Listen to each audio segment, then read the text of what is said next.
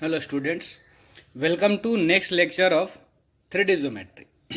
Previous lecture में 3D से related कुछ हम लोग बेसिक कॉन्सेप्ट्स देखे थे। कुछ पॉइंट से रिलेटेड था, कुछ लाइन से रिलेटेड था, जैसे डिस्टेंस फार्मूला, सेक्शन फार्मूला या direction cosine of a line, direction ratio of a line, triangle का सेंट्रोइड कैसे निकालते हैं, दो लाइन के बीच एंगल कैसे निकालेंगे जब हमको डायरेक्शन कोसाइन दोनों का गिवन हो, दो लाइंस परपेंडिकुलर कब होगा, दो लाइन पैरेलल कब होगा, डायरेक्शन रेशियो भी अगर गिवन हो तो उनका हम लोग कैसे पता करते हैं, दो लाइंस के बीच का एंगल या पैरेललिज्म का कंडीशन, परपेंडिकुलरिटी का कंडीशन, ये सब हम लोग सीखे हुए थे। आज हम लोग 3D का पहला चैप्टर स्टार्ट करते हैं जिसका नाम है straight line in space. Syllabus में आपके इस बार 3D में दो ही चैप्टर है। पहला चैप्टर है स्ट्रेट लाइन इन स्पेस और दूसरा चैप्टर है द प्लेन। तो आज हम लोग अभी तो प्रॉब्लम्स पीछे वाले कॉन्सेप्ट पर भी हम लोग करेंगे, लेकिन हमें पहले आज कॉन्सेप्ट ही सीखेंगे। तो पहला हमारा कॉन्सेप्ट क्या है? Straight line in space. तो पहले हम लोग इसको करते हैं। अब देखिए, स्ट्रेट लाइन तो यहाँ 3D में हम लोगों को सीखना है। 2D ज्योमेट्री में हम लोग स्ट्रेट लाइन सीखे हुए हैं। क्लास 11th में आप स्ट्रेट लाइन पढ़े हुए थे, तो उसमें स्ट्रेट लाइन के इक्वेशन लिखने का हम लोग बहुत सारा फॉर्म पढ़े हुए थे कि स्ट्रेट लाइन का इक्वेशन कैसे लिखते हैं 2D में। तो उसमें हम लोग पढ़े थे point slope form, 2 points form, slope intercept form, intercept form, normal form, parametric form, है ना। तो बहुत सारा फॉर्म था स्ट्रेट लाइन का। 3D ज्योमेट्री में स्ट्रेट लाइन के इक्वेशन लिखने के लिए हम लोग दो फॉर्म पढ़ेंगे और दोनों में फिर दो दो केस हम लोग लेंगे, दोनों का दो दो पार्ट होगा। तो सबसे पहले हमारा है जो heading, equation of a line. ध्यान से देखिएगा, equation of a line passing through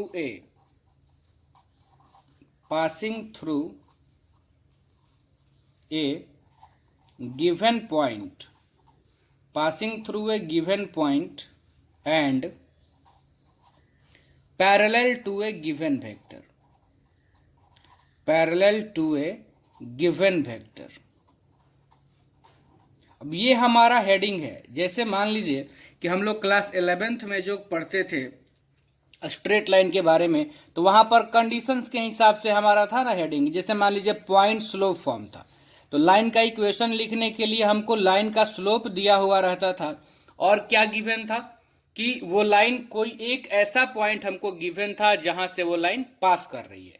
तो उसी तरह से इस बार हमारा जो पहला चीज है कि हम लाइन का इक्वेशन लिख रहे हैं जो दिए गए एक पॉइंट से पास करेगी और दिए गए किसी एक वेक्टर के पैरेलल होगी।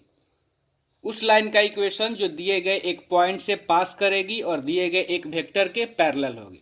अब 3D में क्या होता है कि सारे इक्वेशंस को आप दो फॉर्म में लिख सकते हैं। एक फॉर्म को हम लोग बोलते हैं वेक्टर फॉर्म और दूसरे फॉर्म को हम लोग बोलते हैं कार्टेशियन फॉर्म। तो हम लोग इस कंडीशंस पे लाइन का इक्वेशन दो तरीके से लिख सकते हैं, एक बार वेक्टर फॉर्म में और एक बार कार्टेशियन फॉर्म में। तो सबसे पहले हम लोग लिखते हैं वेक्टर फॉर्म में लाइन का इक्वेशन हम लोग कैसे लिखते हैं। तो अब इस कंडीशन पे हमारा होगा सबसे पहला जो इक्वेशन लिखने का तरीका, उसको हम नाम देंगे वेक्टर फॉर्म। तो वेक्टर फॉर्म में हम लोग लिखेंगे, ठीक है ना। तो इसमें देखिए क्या हो जाएगा, the vector equation of straight line या line, the vector equation of line क्या हो रहा है, एक गिवन पॉइंट से पास कर रहा है। तो हम लोग पहले लिखते हैं passing through a given point, passing through a given point with position vector r1 and parallel to a given vector m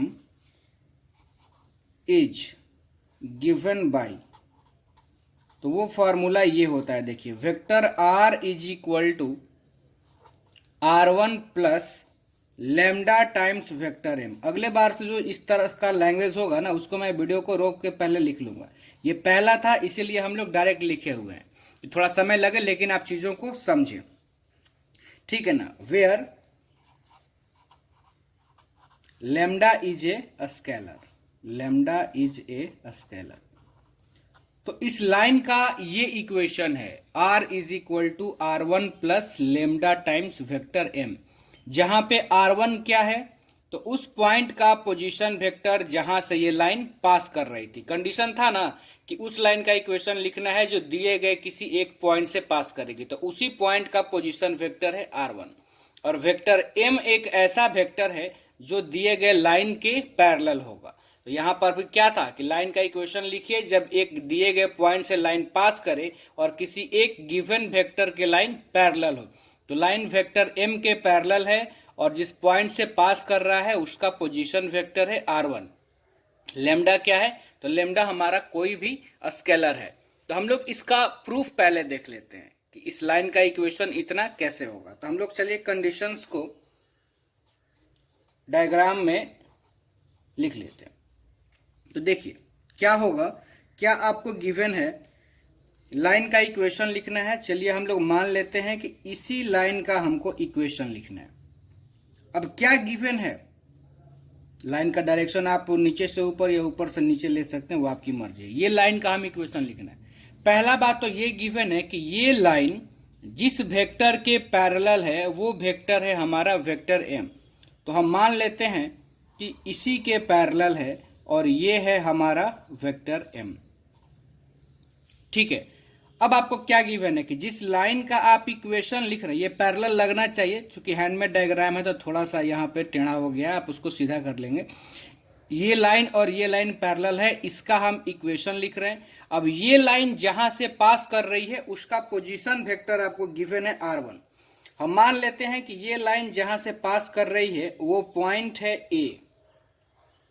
तो अगर a पॉइंट से ये लाइन पास कर रही है तो इसका मतलब है a का पोजीशन वेक्टर। अब क्या लिखे हैं देखिए कि the vector equation of line passing through a given point with position vector r1। तो ये लाइन a से पास कर रही है और a का पोजीशन वेक्टर है r1। इसका मतलब ये हो गया कि पॉइंट a को ओरिजिन से मिलाना पड़ेगा और ओरिजिन से इस पॉइंट के तरफ जो वेक्टर डायरेक्टेड होगा वही होगा हमारा वेक्टर r1, ठीक है। अब एक बात और आप समझेंगे कि जैसे मान लीजिए किसी भी कर्व का हमको इक्वेशन लिखना हो, आप थोड़ा सा ध्यान दीजिए। यहाँ किसी भी कर्व का अगर मान लीजिए आपको इक्वेशन लिखना हो, जैसे मान लीजिए हम लोग 2D में स्ट्रेट लाइन का जैसे इक्वेशन लिखते हैं ये, तो किसी भी कर्व का या सर्कल का मान लेते हैं कोई स्टैंडर्ड इक्वेशन हो इस तरह का, तो कर्व के इक्वेशन में वेरिएबल का होना बहुत जरूरी है। वेरिएबल ही नहीं रहेगा तो फिर इक्वेशन आप नहीं लिख पाएंगे। तो इसीलिए यहां भी हमको अगर लाइन का इक्वेशन लिखना है तो एक पॉइंट होगा जो वेरिएबल होगा। तो हम मान लेते हैं कि वो पॉइंट हमारा जिसका कोऑर्डिनेट है x, y, z, ये वेरिएबल है और इस p पॉइंट का पोजीशन वेक्टर है हमारा वेक्टर r। तो इस p को हम ओरिजिन से मिला दिए और ये है हमारा वेक्टर r। तब हमको इस AP लाइन का इक्वेशन लिखना है। फिर से आप मेरी बात ध्यान से सुनिए, आपको इस लाइन का इक्वेशन लिखना था। दो चीजें आपको गिवन है, ये लाइन एक वेक्टर के पैरेलल है जो है वेक्टर m, तो हमने पैरेलल दिखा दिया। अब इस लाइन पर एक पॉइंट है जहां से ये लाइन पास कर रही है, वो पॉइंट जो है उसको हमने a मान लिया और उस पॉइंट का पोजीशन वेक्टर आपको गिवन है r1। तो किसी भी पॉइंट का पोजीशन वेक्टर हम लोग कैसे निकालते हैं, तो उस पॉइंट को ओरिजिन से हम लोग मिला देते हैं। तो उस पॉइंट को हमने ओरिजिन से मिला दिया, फिर ओरिजिन से उस पॉइंट के तरफ जो वेक्टर डायरेक्टेड होगा वो r1 है। और लाइन का इक्वेशन लिखना है तो हम लोग लाइन पर एक वेरिएबल पॉइंट ले लिए p, जिसका कोऑर्डिनेट होगा x, y, z। हालांकि x, y, z का जरूरत हमको कार्टेशियन फॉर्म में पड़ेगा, लेकिन वेरिएबल है और वेरिएबल को हम लोग x, y, z का पोजीशन वेक्टर है वेक्टर r। तब हम इस लाइन का, किस लाइन का, तो AP लाइन का हम लोग इक्वेशन लिखना चाह रहे हैं। तो एक बात जरा आप यहां से ध्यान दीजिए, यहां पर जो AP वेक्टर है वो जो है वो वेक्टर m के पैरेलल है। तो हम लोग लिख सकते हैं कि here vector AP is parallel to vector m। Vector AP is parallel to vector M. और आप जानते हैं कि अगर दो वेक्टर पैरेलल होगा तो इसका मतलब क्या है कि पहले वेक्टर को हम लिख सकते हैं सम कांस्टेंट इनटू दूसरा वेक्टर। पैरेलल या कोलिनियर होने का यही कंडीशन था, ये हम लोग वेक्टर में भी पढ़े हुए हैं कि दो वेक्टर अगर पैरेलल है तो हम पहला वेक्टर को some constant into another vector लिख सकते हैं। तो वही हमने लेमडा इंटू वेक्टर एम लिख लिया इसको इक्वल करके। अब यहां से जो बात आएगी तो हम लोग इस ट्रायंगल में, देखिए ये एक ट्रायंगल बन रहा है ना, तो इसमें हम लोग ट्रायंगल रूल ऑफ एडिशन लगाते हैं। तो आप पहले यहां देखिए, अगर इसमें हम ट्रायंगल रूल ऑफ एडिशन लगाए तो हम क्या लिख सकते हैं कि वेक्टर ओ ए डायरेक्शन सेम है प्लस एपी, एपी का भी डायरेक्शन सेम है तो ये प्लस हो जाएगा, और ये जो वेक्टर था इसका डायरेक्शन आपको उल्टा हो गया तो ये आपका रिजल्टेंट है, यानी ये है आपका vector OP. O A plus AP is equal to OP. तो यहां से आप बताइए कि वेक्टर एपी को हम लोग क्या लिख सकते हैं, तो एपी को लिख सकते हैं ओपी माइनस ओ ए। तो यहां हम लोग लिख दिए OP minus O A equal to lambda times vector M.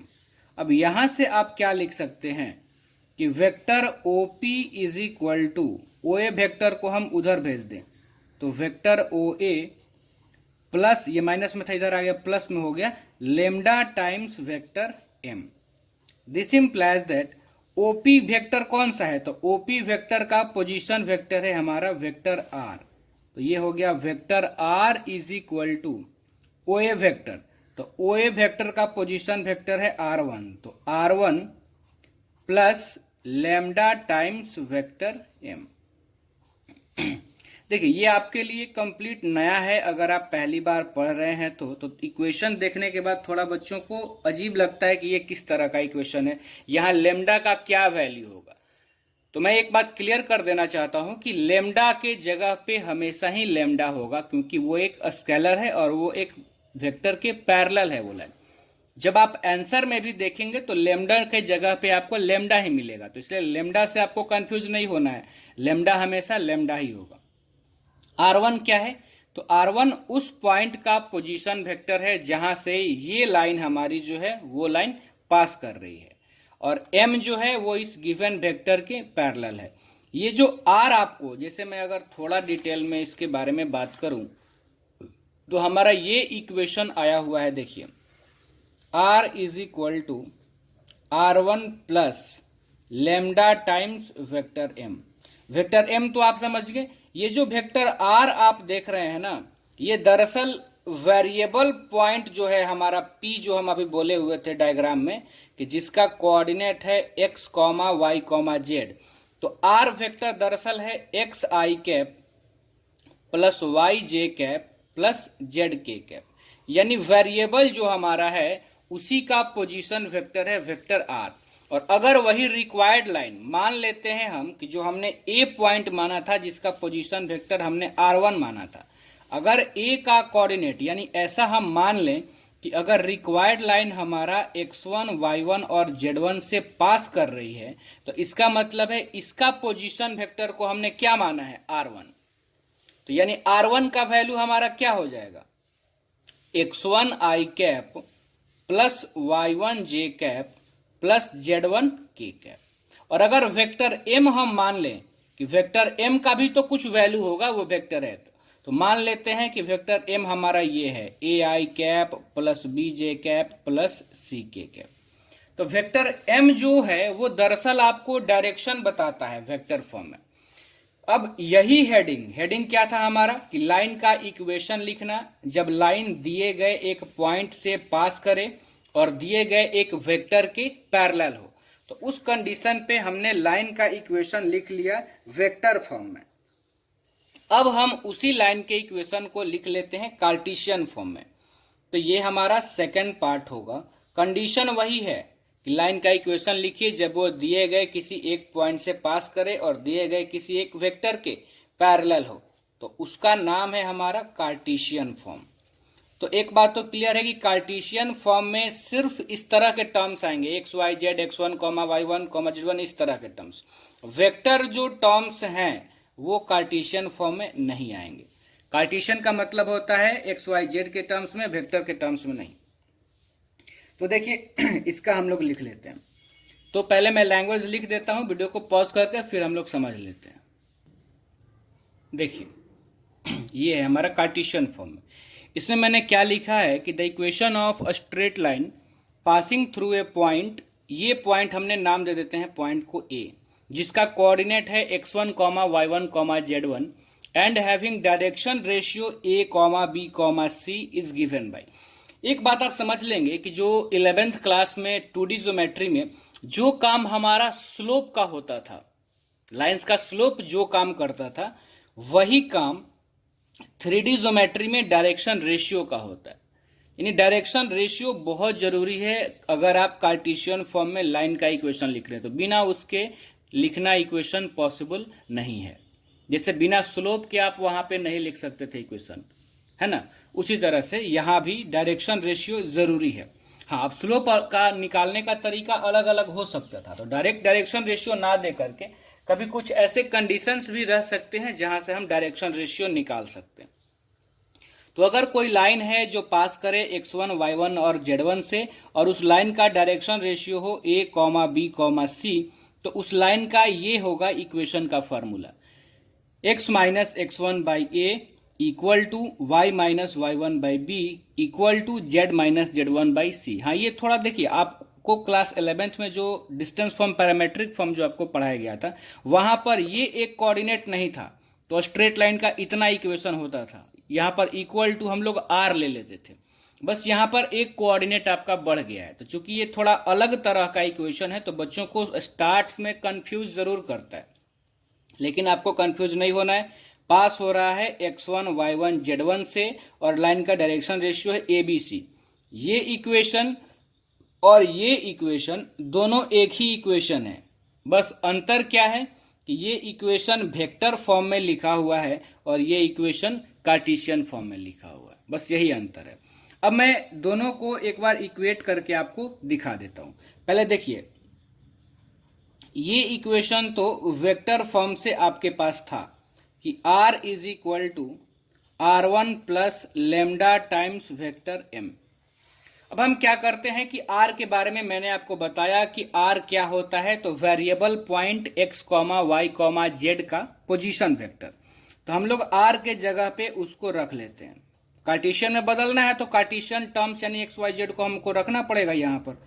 तो ये हो गया हमारा एक्स आई कैप प्लस वाई जे कैप प्लस जेड के कैप इक्वल टू R1, मतलब लाइन जहां से पास कर रही थी उसका पोजीशन वेक्टर। तो यहां भी हमने लिया है कि x1, y1, z1 से पास कर रही है, और यहां भी मैंने आपको बताया ही था। तो R1 क्या हो जाएगा, x1 आई कैप प्लस y1 जे कैप प्लस z1 के कैप और plus lambda times vector m। तो आप जरा ध्यान से देखो, तो वेक्टर m जो है वो दिए गए लाइन के पैरेलल होता था। अभी हम लोगों ने जो डायग्राम देखा था, 1 मिनट में आपको दिखाता हूं ये डायग्राम।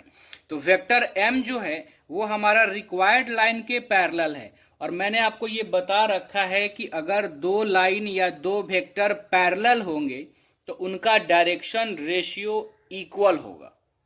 और वेक्टर का डायरेक्शन रेशियो कैसे हम लोग लिखते हैं कि अगर मान लेते हैं वेक्टर m हमारा a I cap b J cap c के कैप है, तो वेक्टर m का डायरेक्शन रेशियो क्या है, a b और c।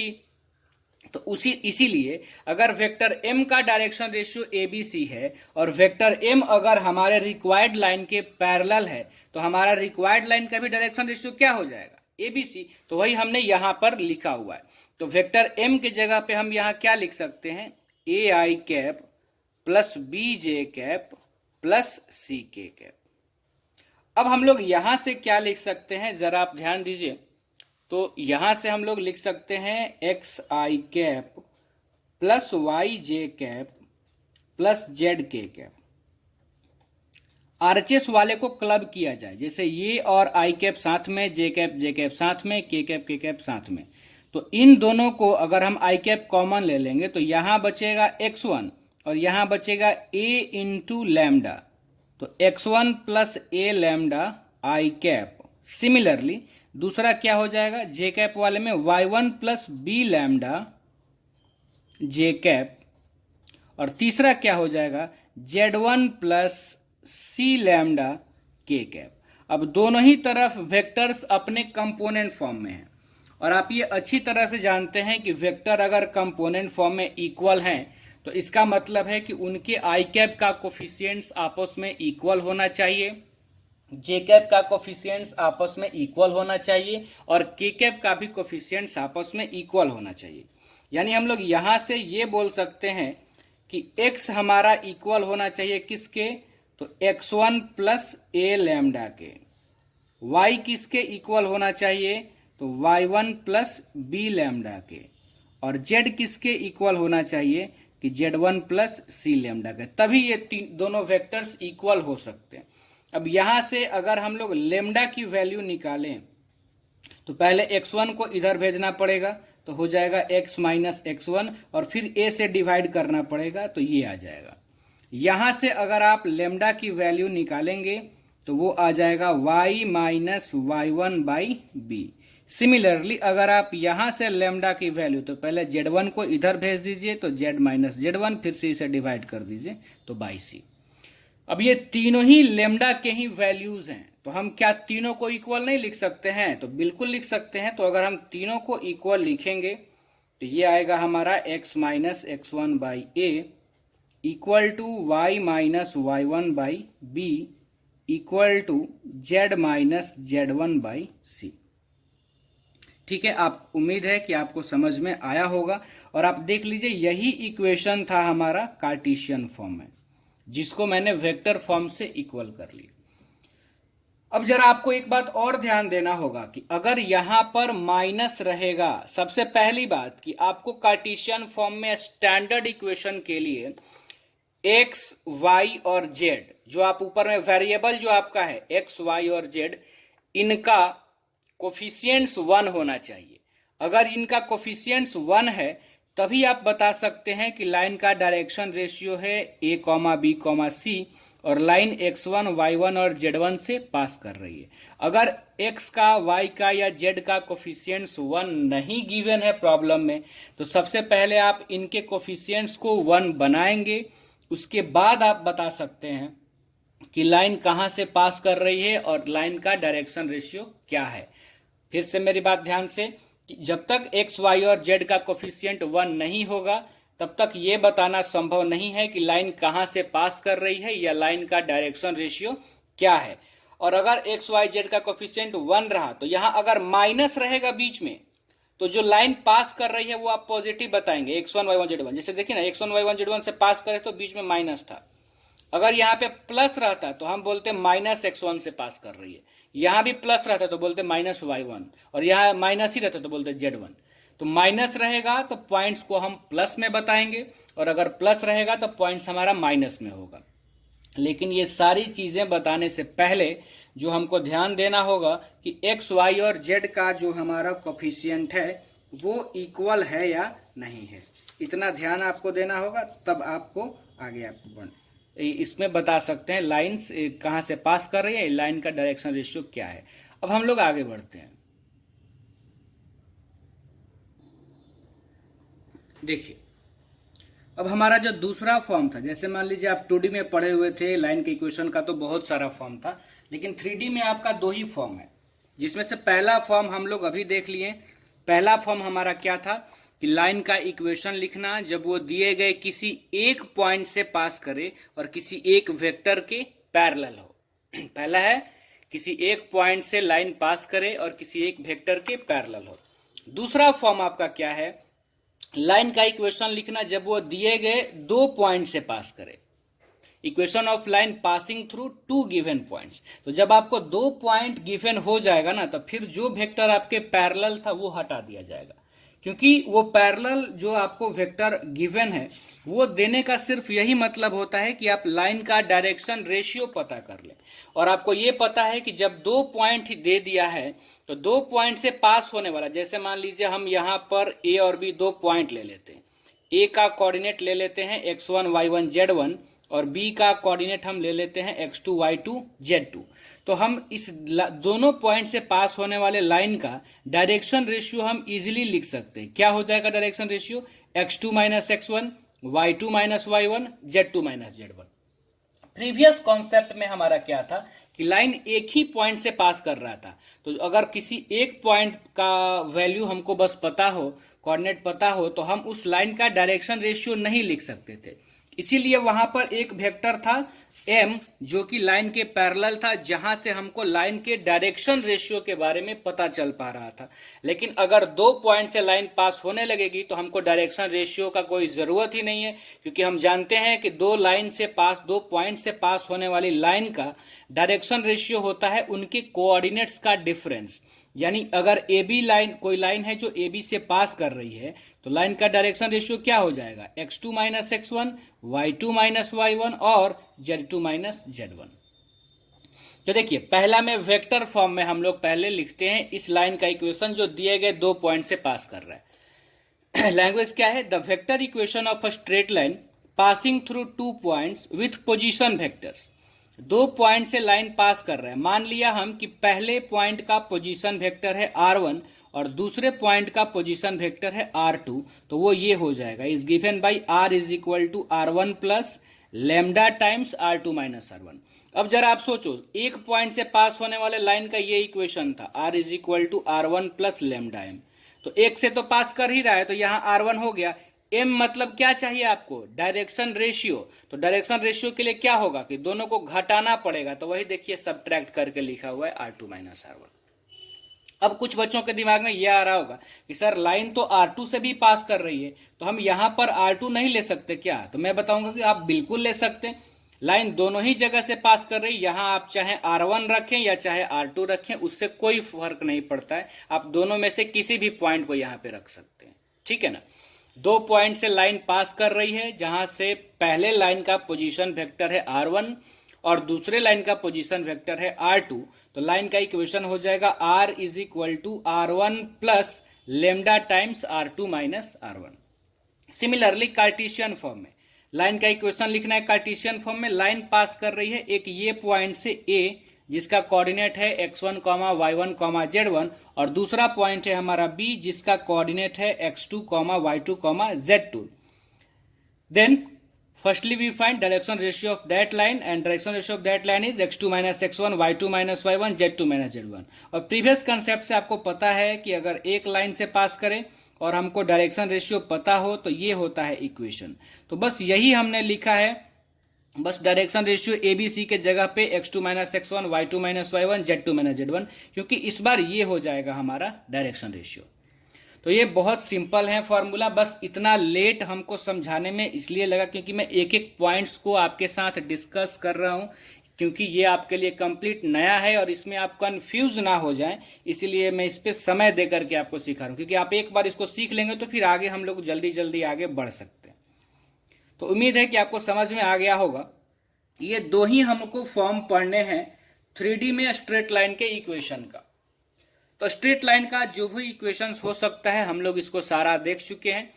अब हम लोग कुछ प्रॉब्लम प्रैक्टिस करते हैं। तो देखिए, पहले एक्सरसाइज में हम लोग अभी तक दो ही प्रॉब्लम किए हुए थे। मैंने आपको जो कराया था पिछले दिन, एक्सरसाइज 11.1 जो हम लोग कर रहे थे, उसमें से क्वेश्चन नंबर 1 और क्वेश्चन नंबर 2 ऑलरेडी हम लोग कर चुके थे। बाकी का आपको मैंने होमवर्क दे दिया था, लेकिन मैं फिर भी यहां पर एक बार कर लेता हूं, प्रॉब्लम नंबर 3, ठीक है ना। तो पहले मैं क्वेश्चन लिख लेता हूं, तब हम लोग आगे इसको देखिए। ये तीसरा प्रॉब्लम है 11.1 का। बहुत सिंपल प्रॉब्लम है, जो लोग बहुत मैक्सिमम लोग इसको कर भी चुके होंगे। इसमें क्या दिया हुआ है कि if A line has direction ratio, किसी लाइन का डायरेक्शन रेशियो है, तो डायरेक्शन रेशियो को हम लोग ए बी सी से डिनोट करते हैं। यानी ए की वैल्यू दी हुई है -18, बी की वैल्यू दी हुई है 12 एंड सी की वैल्यू दी हुई है -4। तो हमसे कहा जा रहा है then what are its direction cosine, यानी हमसे एल का, एम का और एन का वैल्यू पूछा जा रहा है। तो हम तो फार्मूला जानते हैं निकालने का, लेकिन सबसे पहले हम ये वाली वैल्यू निकाल लेते हैं ताकि आसानी हो हमको। तो हम पहले निकाल लेते हैं root under A square plus B square plus C square is equal to, तो ये हो जाएगा ए है -18, तो -18 का स्क्वायर प्लस 12 का स्क्वायर प्लस -4 का स्क्वायर। तो ये कितना हो जाएगा, तो रूट अंडर -18 का 324, 12 का हो जाएगा 144 और -4 का हो जाएगा 16। इसको हम लोग ऐड करेंगे, 6 4 10 14, फिर ये 5 और 2 कितना हो जाएगा, 5 2 7 और 1 8, और फिर ये 4, तो 484 का स्क्वायर रूट कितना हो जाएगा, 22। ठीक है ना। तो इतना तो आ गया हमारा। अब ये तो इसकी वैल्यू होगा, हमको डायरेक्शन कोसाइन निकालना, यानी एल एम और एन की वैल्यू निकालना है। तो हम लोग फार्मूला, मैंने आपको प्रीवियस लेक्चर में बताया था कि एबीसी गिवन हो तो एल का फार्मूला होता है A by root under A square plus B square plus C square. ठीक है ना। तो यहां से ए का वैल्यू कितना है, -18, और इसकी वैल्यू हम निकाल लिए हैं पहले ही 22, तो ये आ गया -9/11। एम निकालने का फॉर्मूला हम लोग भी पढ़े हुए हैं, जब एबीसी गिवन हो, वो होता है बी अपॉन रूट अंडर ए square plus B square plus सी स्क्वायर। बी की वैल्यू है 12 और इसकी वैल्यू है 22, तो ये हो गया हमारा 6/11।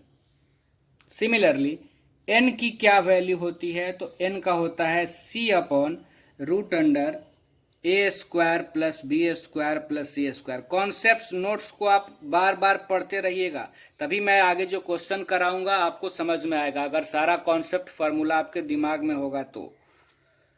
-4 डिवाइडेड बाई 22, तो ये आ जाएगा कितना, -2/11। देयरफॉर हम लोग बोल सकते हैं कि डायरेक्शन कोसाइन ऑफ लाइन इस क्या हो जाएगा, -9/11, 6/11, -2/11। तो ये हमारा तीसरे क्वेश्चन का सॉल्यूशन है। आगे हम लोग बढ़ते हैं प्रॉब्लम नंबर 4 की तरफ। देखिए क्वेश्चन नंबर 4, इसमें कहा जा रहा है कि आपको 3 पॉइंट गिवन है, शो करना है कि तीनों ही पॉइंट कोलिनियर हैं। तो बहुत सिंपल तरीका है इसका भी। हम क्या करते हैं कि सबसे पहले तीनों ही पॉइंट्स को कुछ नाम दे देते हैं। तो हम मान लेते हैं लेट गिवन पॉइंट्स आर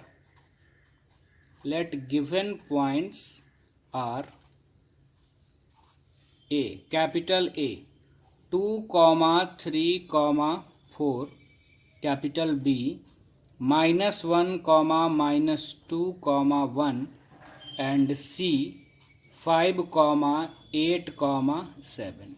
ये हमारा दिया हुआ पॉइंट है, हमने नाम दे दिया एबीसी। अब हमको क्या शो करना है कि एबीसी जो पॉइंट हैं वो एक ही लाइन पे लाई कर रहे हैं, कोलिनियर है।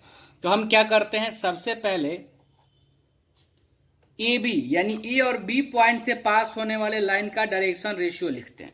तो हम लिखते हैं direction ratio of line joining A and B, line joining A and B are. तो आपको पता है कि दो पॉइंट से पास करने वाले लाइन का डायरेक्शन रेशियो हम लोग कैसे लिखते हैं, बस कोऑर्डिनेट को माइनस करके। तो इसका डायरेक्शन रेशियो क्या हो जाएगा, -1 में से माइनस करेंगे 2 को, फिर -2 में से माइनस करेंगे 3 को, और 1 में से माइनस करेंगे 4 को। यानी डायरेक्शन रेशियो हमारा क्या हो जाएगा, -3, -5 और -3। ये हमारा डायरेक्शन रेशियो उस लाइन का हो गया जो ए और बी पॉइंट को ज्वाइन करेगी। अब एक ही लाइन पर है तो ए बी का डायरेक्शन रेशियो और बी सी का भी डायरेक्शन रेशियो प्रोपोर्शनल होना चाहिए। अगर एक ही लाइन पर है तो एक ही लाइन का डायरेक्शन रेशियो प्रोपोर्शनल अगर आ जाएगा तो हम समझ जाएंगे कि पॉइंट्स कोलिनियर हैं। तो अब हम निकालते हैं direction ratio of line joining B and C are. तो बी और सी को ज्वाइन करने वाला, तो देखिए क्या हो जाएगा, 5 -1। डायरेक्शन रेशियो दो पॉइंट से पास होने वाले लाइन का ऐसे ही निकालते हैं, कोऑर्डिनेट्स को सबट्रैक्ट करके, ध्यान में रखिएगा। 8 -2 और 7 -1, दैट इज ये कितना आ गया, 6, 10 और ये 7 -1 6। अब जरा आप देखिए ये वैल्यू और ये वैल्यू प्रोपोर्शनल नहीं है। देखिए ना, -3/6 जितना होगा -1/2 होगा, उतना ही होगा -5/10 और उतना ही होगा -3/6। तो हम लोग बोल सकते हैं कि here direction ratios of AB and BC are proportional. और अगर डायरेक्शन रेशियो प्रोपोर्शनल है, दिस इम्प्लाइज दैट पॉइंट्स एक ही लाइन पर हैं तभी प्रोपोर्शनल है। This implies that points A, B and C are collinear. आगे हम लोग बढ़ते हैं फिर से। एक और हमारा प्रॉब्लम इसमें है, प्रॉब्लम नंबर 5, इसको हम लोग कर लेते हैं। देखिए, ये पहले एक्सरसाइज का आपका लास्ट प्रॉब्लम है। इसमें क्या कहा जा रहा है कि आपको डायरेक्शन कोसाइन निकालना है। Find the direction cosine of sides of the triangle whose vertices are. Triangle के तीनों वर्टिसेज गिवन है और आपको तीनों ही साइड का डायरेक्शन कोसाइन निकालना है। ध्यान रखिएगा, डायरेक्शन रेशियो नहीं। तो पहले तो डायरेक्शन रेशियो निकलेगा आपका और फिर आप डायरेक्शन रेशियो से डायरेक्शन कोसाइन निकालेंगे। तो मैं क्या करता हूं कि सबसे पहले पॉइंट्स को नाम दे देता हूं। तो मैं लिख रहा हूं let the given points are A, capital A 3, 5, -4, B -1, 1, 2 and C -5, -5, -2। यही है ना कोऑर्डिनेट। चलिए ठीक है, आगे हम लोग बढ़ते हैं। अब हम एक क्या करते हैं, चीजों को अच्छे से क्लियरली समझने के लिए पहले हम एक ट्रायंगल बना लेते हैं। ठीक है ना। पॉइंट्स को नाम देने के बाद मान लिए हम कि ये हमारा ट्रायंगल है A, B, C। A का कोऑर्डिनेट है 3, 5, -4, B का है -1, 1, 2 और C का है -5, -5, -2। तो अगर दो पॉइंट्स है तो हमको साइड AB का, BC का और AC कहें या CA कहें, उसका डायरेक्शन कोसाइन निकालना है। तो पहले अगर हम निकालें डायरेक्शन रेशियो ऑफ AB, तो AB साइड का जो हमारा डायरेक्शन रेशियो होगा, तो आप जानते हैं कोऑर्डिनेट का डिफरेंस होगा, यानी -1 में से घटाएंगे -3, तो -1 -3 तो क्या हो जाएगा -4, 1 -5 तो -4, 2 और ये हो जाएगा माइनस प्लस का 4 तो ये हो जाएगा 6। तो ये डायरेक्शन रेशियो है किसका, AB का। तो दिस इम्प्लाइज दैट, अगर पहला इसको हम पॉइंट नाम देते, पहले AB का निकाल लेते हैं। तो this implies that direction cosine of AB, तो आप जानते हैं कि डायरेक्शन रेशियो को वही के मैग्नीट्यूड से डिवाइड कर देना, यानी -4 डिवाइडेड बाई रूट अंडर -4 का स्क्वायर 16, 16, 36। फिर क्या हो जाएगा -4 अपॉन इतना ही 16, 16, 36 और 6 अपॉन ये। तो ये आपका क्या आ गया, डायरेक्शन कोसाइन आ गया AB साइड का। सिमिलरली आप इसको सॉल्व कर लेंगे और सिमिलरली आपको BC जो साइड है, तो पहले आप निकाल लेंगे BC का डायरेक्शन रेशियो, और BC का डायरेक्शन रेशियो जो है वो आपका कितना हो जाएगा, BC लाइन का डायरेक्शन रेशियो की अगर हम लोग बात करें तो -5 में से इसको घटा दीजिएगा, इसमें से इसको घटा दीजिएगा, इसमें से इसको घटा दीजिएगा, और घटाने के बाद आप मैग्नीट्यूड इस तरह से अंडर रूट करके उसको डिवाइड कर दीजिएगा, तो क्या निकल जाएगा आपका, डायरेक्शन कोसाइन निकल जाएगा। तो उम्मीद है कि आप इसको निकाल लेंगे, तो इसलिए मैं इसको रहने दे रहा हूं। आप इसको आगे तीनों ही साइड का, एक साइड का तो हमने निकाल दिया है, बाकी दो साइड का आप डायरेक्शन कोसाइन निकाल लीजिएगा। और नेक्स्ट डे जितना भी अभी तक आपका कॉन्सेप्ट है, नेक्स्ट लेक्चर आने से पहले आप उसको अच्छी तरह से सारे कॉन्सेप्ट्स को ध्यान में रखें, एक शॉर्ट नोट्स बनाएं, शॉर्ट नोट्स में सारे कॉन्सेप्ट और सारे फार्मूला को आप लिख लें और उसको बार बार पढ़ते रहें। और प्रॉब्लम सॉल्विंग के समय जब मैं प्रॉब्लम सॉल्विंग कराऊंगा नेक्स्ट डे 11.2 का, तो आप उसको हमेशा साथ में रखिएगा ताकि आपको ज्यादा से ज्यादा समझ में आए। ठीक है, आज इतना ही।